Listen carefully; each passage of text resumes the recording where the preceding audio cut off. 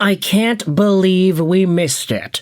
The 1-year anniversary of the second JT Miller trade involving Vancouver, and of course the second JT Miller trade involving the Rangers. It was a year and a day ago today, January 31st, 2025, that the New York Rangers acquired JT Miller, Eric Bronnstrom, and Jackson Dorrington from the Vancouver Canucks, in exchange for Filip Chytil, Victor Mancini, and a conditional first-round pick. I remember that night. The Canucks were going to play the Dallas Stars, and Miller got traded right before, heading over to New York in a move that everybody anticipated, because this guy's beef with Elias Pettersson was enough to totally destroy the dynamic of the Vancouver Canucks. Nowadays, JT is in New York. He has scored 36 points in 47 games, and he is out with an injury. You can debate that this guy probably should have been out with an injury for much longer, based off the way he's played, based off the way he's looked, based off of his physicality or lack thereof. You can also say that he may have been selfishly inserted into the lineup to prove his eligibility for the Winter Olympics, that in which he was named to the team over guys like Cole Caulfield, Jason Robertson, Alex DeBrincat. Some of the top goal scorers in the National Hockey League are all missing from this team because JT Miller is on it. And I promise, I understand that I'm a Canucks fan who's going to be looking at a lot of this stuff with a Canucks lens, but we've made enough videos about JT Miller and the Rangers, and we've seen enough comments from Rangers fans to get the scoop and to understand what common sentiment seems to be about this guy, especially 1 year after the trade was made.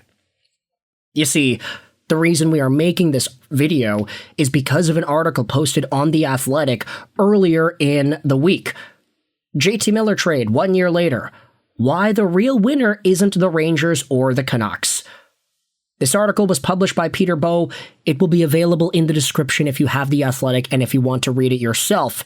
But because The Athletic is paid for material, we're not going to go out there and read it in this video. Instead, this is what was posted about on the R Rangers subreddit, the JT Miller trade 1 year later. An excerpt from the piece says this: in the short term, you'd probably say that the JT Miller trade has not turned out great. An executive said, a year or two from now, the way the league goes, if you do the right additions and with star goalie Igor Shesterkin and where they're at, who knows? Maybe the Rangers are challenging for the division. And maybe they're going on a run. But it hasn't worked out this year. That's for sure. Top comment says that executive is very optimistic, and quite frankly, I'd agree with that. It's one thing to go out there and say that, yeah, the trade is not looking good, the guy isn't playing all too well, the team sucks, they're one of the worst in the East, and there's so much disappointment all around. It's another to completely flip it up on its head and say, yeah, no, who knows, man? The next few years, based off of how they look, Igor Shesterkin's good, maybe JT Miller bounces back, maybe he is that no BS leader that they need to fully win a division and make a good playoff run or whatever. It's not like the Rangers were already on the cusp of making multiple good runs in the past, right before JT Miller arrived with the team. But now, the new culture being set by Jonathan Tanner, the no BS going on, it's resulted in so much disappointment and losing that it's hard to even envision that sort of a reality. Let's go out there and read some of the replies. The Pittsburgh Penguins deemed the sole winner of the January 31st trades. Yeah, that makes sense. The Canucks didn't really win the Miller trade because they still stink. The Rangers didn't really win the Miller trade because they got worse. Meanwhile, the Penguins, they got themselves a pretty good first-round pick. They got Desharnais, they got Heinen, they got Melvin Fernstrom. The pick also went to the Flyers in exchange for 2 later first-rounders, which I do think Pittsburgh should be pretty happy with.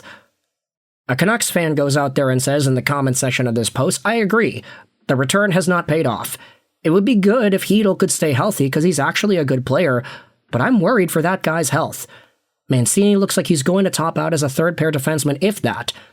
Marcus Pettersson, the guy the Canucks got in the Pittsburgh trade, has been a joke this year on defense, and O'Connor is pretty solid for what he is. The one clear win, though, for the Canucks was, and I hate to say it, but getting off that JT Miller contract at the correct moment he would start to decline. If the Rangers were able to trade Miller today, the return value likely wouldn't come close to what the Rangers put together to get him. Another reply says, yeah, healthy Filip Hronek is amazing, but the fact that he should have hung up his skates 2 years ago, he's on his 7th confirmed concussion or something like that. It's just not worth it. It hasn't worked out for both teams. For the Canucks, Mancini has shown very little signs of improvement of being an NHL D-man, and Heedle's always getting hurt, and he's gotten injured more than once with the Canucks. He needs to prioritize his health. LOL, imagine this Rangers team without Miller. We'd somehow be even worse right now. It's crazy how far away we are truly from bottoming out. We have Mika with a good season, and we're still awful.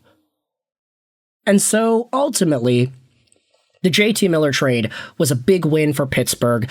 Vancouver, the biggest positive out of the trade was getting rid of the guy in the first place. The contract's gonna age poorly. He's 32 right now. The deal goes on till 2030. He's gonna be 36 by the time that contract is over. 37, I think, because his birthday's in March. And he's making $8 million a year. Say what you want about Elias Pettersson, 11.6.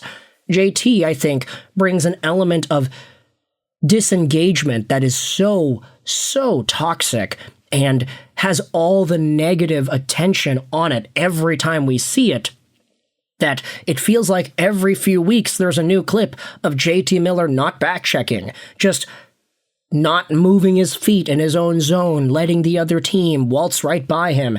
Yes, he has gone out there and scored points, and I honestly do think that his point production is comparable to Elias Pettersson at this stage. But Pettersson is on the worst team in the NHL.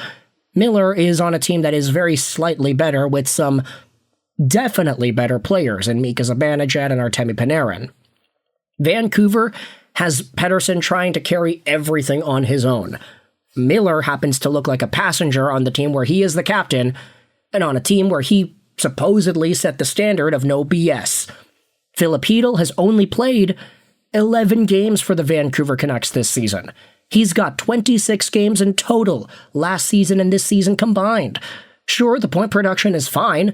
He moves, he's speedy, but he plays so recklessly and he gets hurt so often that it's very difficult to fully believe that this guy is going to become what he could be if he just stayed healthy.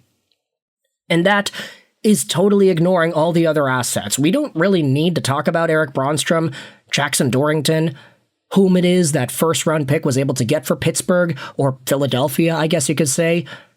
But ultimately, the JT Miller trade was a monumental moment for Vancouver's hockey history in 2025, a move that changed the direction of the franchise to go down this rebuild path that nobody saw coming. They made the playoffs 2 years ago, they looked amazing, everything was awesome. And then all of a sudden it wasn't. So, a year and a day later, let me know your thoughts in the comment section below. How do you feel about the JT Miller trade and how everything has looked since then? Who's the real winner of this move? Is it Vancouver, New York, or Pittsburgh? Let me know your thoughts in the comment section below. I hope you enjoyed this video. And bye.